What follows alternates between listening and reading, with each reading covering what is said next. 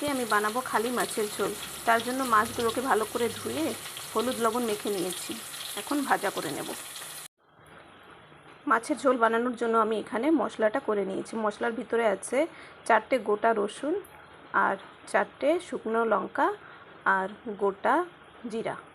তো এটাকে আমি পেস্ট করে নিয়েছি। বন্ধুরা, এখানে 4টে গোটা রসুন নিয়েছি, তার মানে এটা না যে 4টে বড় বড় গোটা রসুন, 4 কোয়া রসুন নিয়েছি শুধু। মাছের ঝোল রান্না করার জন্য মাছগুলোকে ভালো করে ভেজে নেব। বেশি ভাজবো না, তাহলে মাছের টেস্টটা খারাপ হয়ে যাবে।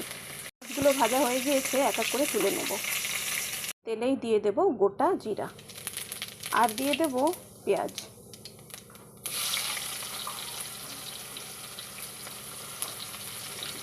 এবার পেঁয়াজটাকে একটু ভালোভাবে ভেজে নেব।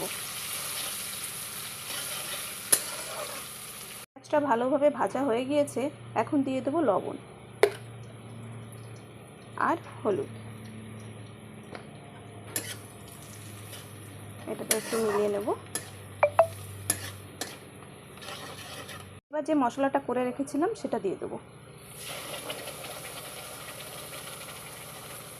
এটাকে একটু ভালোভাবে ভেজে নেব।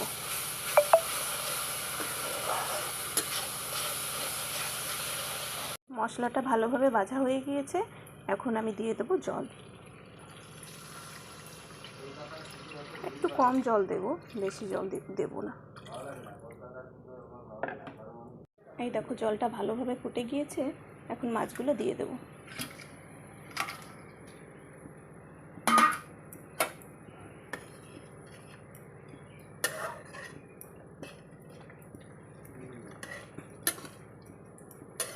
এবার 5 মিনিট হতে দেব।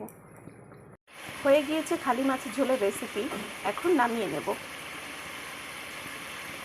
কেমন হয়েছে আজকের রেসিপিটা অবশ্যই আমাকে বলো, আর চ্যানেলটাকে সাবস্ক্রাইব করে দিও।